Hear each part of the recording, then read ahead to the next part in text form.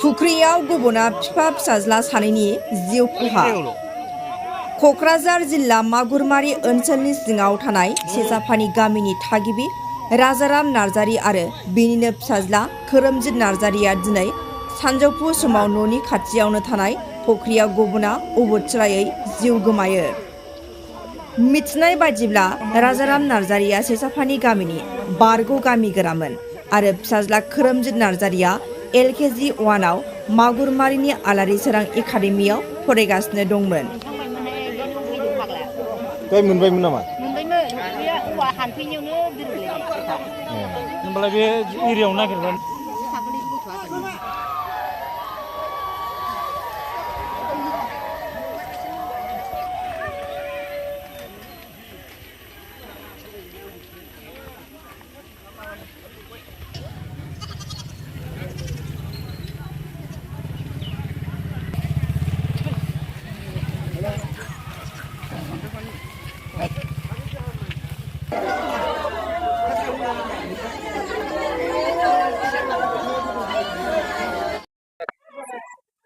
तारमाने जों गामिनिनो बिथाङा एक्स गावबुरामोन राजा नार्जारी।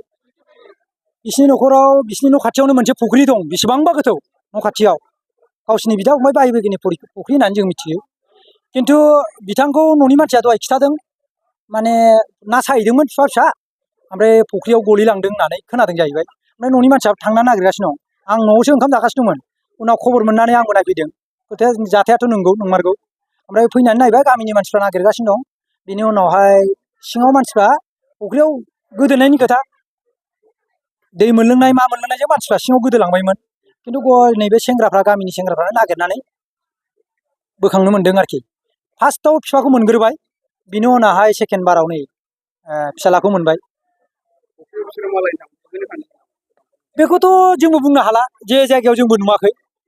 खालि न'नि मानसिफ्रा होनदों ना सानो थांदोंमोन होननानैल' खोनानो मोन्दों आरोखि आं। दा आं बाराथ' मिथिजोबा, आंबो न'निफ्राय फैब्रबनायसो, नायफैदों आं। एक्सुवेलि नंगौना नङा होननानै बिदि जिनिसखौनो आं नुफैबाय। नंगौ, रायजोनि नङा, गावसिनि न'खरनि जाथि खुरमानि बेक्तिगत सोरनिबानिसो, माने गावसिनिबो नङा फुख्रिया।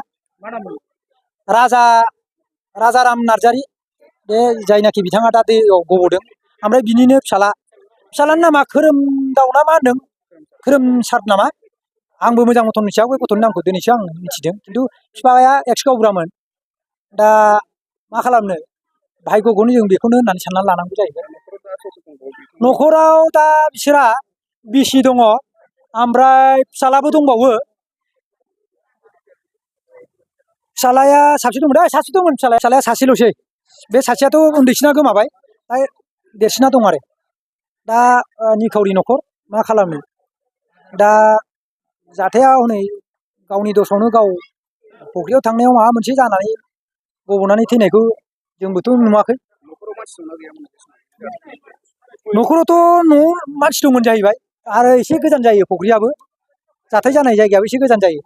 थांगौमानिबोथ' आरो सेरखम मानसि गोरों जानांगोन। बिराद गोथौ फुख्रिया, माने बेसेबांबा गोथौ, 10 फुटसो गोथौ जागोन।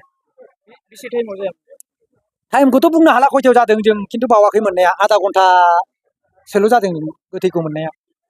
बिथांमोनखौ मोनबाय आरोखि।